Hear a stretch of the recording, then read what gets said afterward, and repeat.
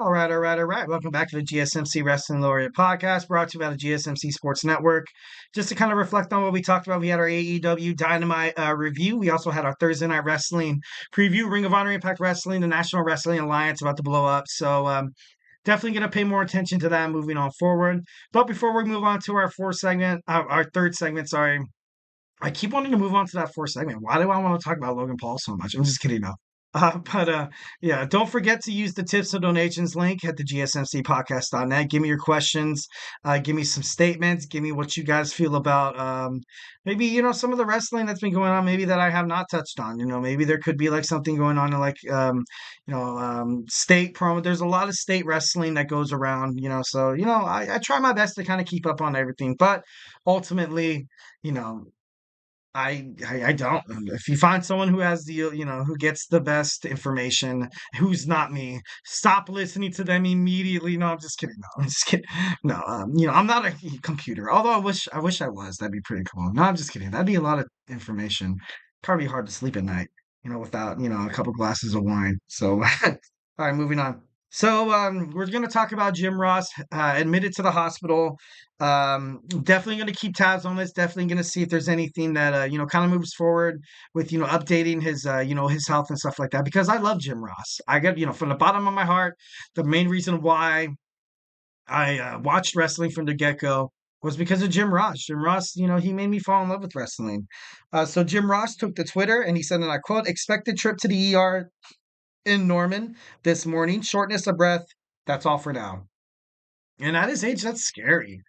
And yeah, he's definitely had some, precondition. He had what is the underlying health issues to kind of begin with. I think he's had. No, I don't want to say that. I don't want to say no. I'm not going to put that bad juju in the air. Uh, so I don't know. He, God, I can't even talk about this with a straight face. That's how I'm like, oh, like, I hope nothing bad happens. Oh, I pray to God. You know what? Let's take time right now, guys. We're gonna take a break from the podcast and let's all, pray for Jim Ross. Just send a prayer. Be like, if you're going to bed tonight, be like, hey, I hope Jim Ross is well. You know, moving on. So he's one of the most beloved, iconic voices in the wrestling world. I'll bet you a lot of you guys know about that. The voice of the Attitude Era, in my opinion, the ruthless aggression era. His passion makes you fall in love with wrestling.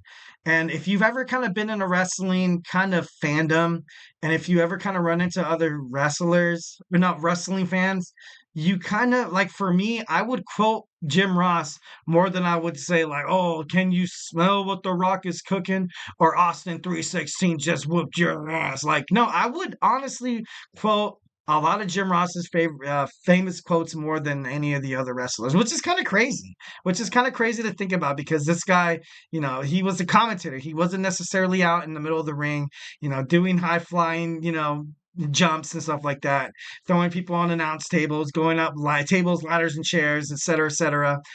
This guy was it's just his voice. It's a powerful voice that can honestly make something as prestigious and something as successful as like let's just take in consideration about we're talking about baseball, the World Series. The World Series this year was the first World Series without John Smoltz and Joe Buck, and to be honest, it was bad. And I'm not saying it was bad because, it was between the Texas Rangers and the Arizona Diamondbacks, and I'm an Angels fan. But it was bad because you're so used to hearing Joe Buck. You're so used to hearing Joe Buck, you know, hit up in the air. Caught. Like, it's just like his voice is, like it just brings you in. And you can't help but to just be like, infatuated, intoxicated, and just like you love this guy.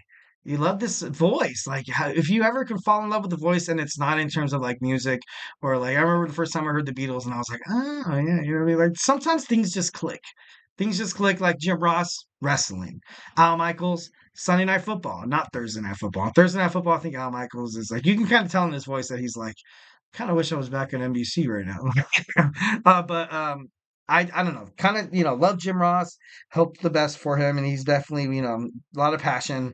And he was supposed to commentate for Double or Nothing. He was, and I was gonna buy the pay per view, and I don't want to sound like a jerk off, but I wanted to buy the pay-per-view mostly because I wanted to see AEW Double or Nothing, yes. But to be brutally honest, that was probably like 45% of the reason. The other reason was like, oh, I want to hear Jim Ross speak again, dude. Like, oh, I can't wait. And lo and behold, I didn't get that, man. We didn't get that. Hopefully, like I said, he's all, if he makes a speedy recovery, and this is a big ass maybe, like, and he makes his way back to Las Vegas, that would be the best. My birthday's on Monday. My birthday's May 27th. My birthday wish is to have Jim Ross commentate on AEW's Double or Nothing. No, I'm just kidding. No. His health is priority. Definitely hope he gets some rest. Definitely hope, he, becomes a lot, he becomes better. So yeah, his absence will be felt. It really will be felt. And I don't know, even although he did leave the WWE, he will always be probably the best to ever do it in terms of WWE. Like just kind of flipping on, real quick about his iconic kind of like not I don't want to say speeches because that's not kind of the way they are, but like just his like just think about it. The first one I kind of have here is you had Mike Tyson being brought into the WWE, and then you had Tyson and Austin, all hell's about to break loose. Like he made that moment more powerful than it actually was. Like, if you think about it from another retrospective, like if you're a wrestling fan, you see Mike Tyson kind of come in the ring, you're like, what the hell is this guy doing here? And like if you're a boxer watching WWE and you see Mike Tyson in a choreographed ring, you're like, what the hell is that guy doing here? Like Jim Ross kind of made sense of it all.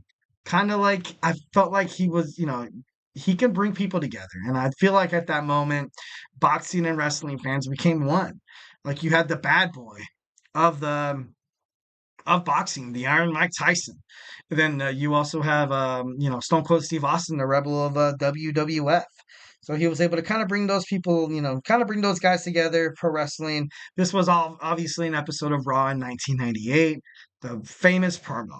Next, we have another, quote from Jim Ross: "Stone Cold, Stone Cold, Stone Cold." Like it just echoes throughout like my ears every single time I see Stone Cold. Obviously, him and Jim Ross, they share like they actually have a friendship. Stone Cold Steve Austin and Jim Ross are probably the closest out of any of the wrestlers that's ever kind of been together. I would say even closer than Triple H and Shawn Michaels. I would say even closer than, Roman Reigns and Seth Rollins. Obviously, Stone Cold Steve Austin, beat Shawn Michaels at WrestleMania 14, beginning the Attitude Era. And at this time, Shawn Michaels also was not in a good place where he hurt his back against the casket match against The Undertaker. So he was kind of due for some time off. He was having problems, outside of the ring, in terms of substance abuse and alcohol and stuff like that. But ultimately, this was kind of like the passing of the torch, something that Vince McMahon and the WWE thought one thing about Shawn was like, sometimes they were like, okay, like, although he doesn't really do it, what we want him to do per se, he's going to go out there, bust his ass, put on a great show, night in and night out. Doesn't matter if he's in a bad mood, this and that and the other. This kind of like gave people like kind of like the reassurance. I don't know how to say it, but kind of like that comfortable feeling. If you're a WWE creative officer, you're like, man, what the F's going to happen to us when Shawn, he's injured. So then, they kind of got Stone Cold, King of the Ring winner, put the strap on him, and bam, the rest is history. The beginning of the Austin, era, definitely, Stone Cold, Stone Cold, Stone Cold. And next we have The Undertaker and Mankind, where Jim Ross commentated that match as well, where he said, "Good God Almighty, they've killed him," and he was talking about Mankind, and everybody was in awe because what have transpired in front of them, where Mankind was thrown all the way from the top of the Hell in a Cell and landed on the commentary, was thrown through the top of the Hell in a Cell, landed inside the ring that put a dent in it. Like it was absolutely insane. I remember watching this and I was like, dude, like, is this really? Like, I was a little kid too, so when I was a little kid, I thought things were like actually real, and I saw the Undertaker, and I was like, this devil worshiper. Just kidding, no. Like, but in all reality, even like in conversations and interviews with the Undertaker like said like when in that picture, kind of to the right. he said like he looked down and he was like he felt like in disbelief, but it was hard for him. Like he could not break character. The Undertaker Mark Calloway was like, I was trying so hard not to break character. I was genuinely concerned for Mick Foley's health, and well being, and I know it's just. And then you have Jim Ross. Jim Ross is making it all come alive, baby. 110%.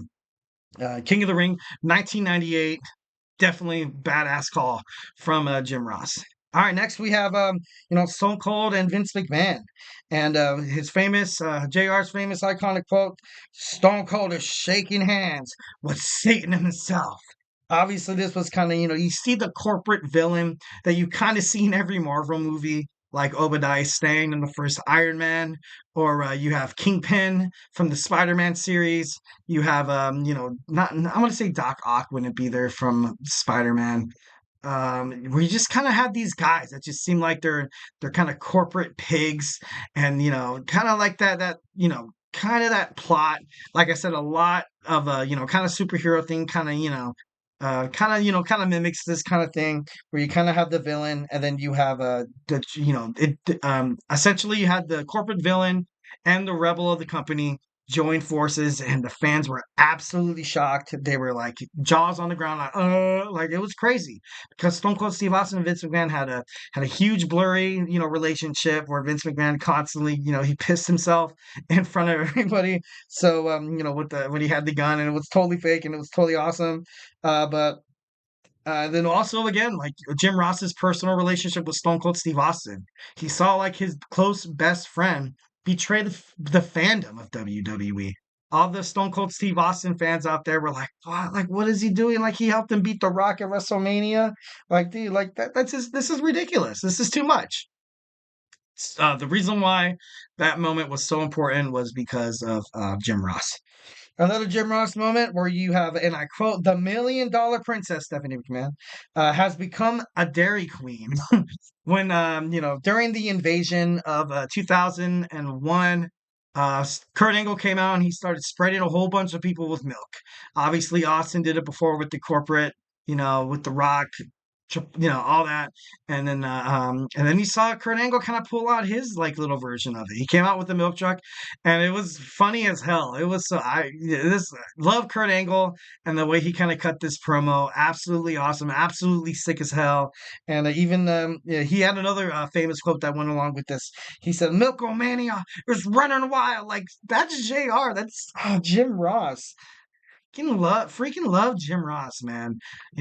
He's been part of wrestling for the longest time. And last, we're kind of running out of time here, so I want to, finish this up. Next we have, him talking about Triple H. Does he have no conscience? Does he have no heart? Does he have no soul? And this was hardly because like Jim Ross kind of portrayed Triple H. Triple H's run as a heel, of course, because when Triple H turned babyface, Jim Ross had a whole bunch of also iconic, speeches and, kind of comments that kind of, preluded that as well. And, he kind of saw Triple H as inhuman. He saw him as the devil, using the sledgehammer to turn his back on his friend, Shawn Michaels, who took a step away from wrestling, and they challenged him at SummerSlam. And like it was just cool because of Jim Ross. Mostly because, obviously, I love Triple H and Shawn Michaels, but I would, not saying that these wrestling moments wouldn't have really meaned anything if, if it was like Michael Cole commenting or something like that. But, it would have been cool. Yeah, it would have been cool.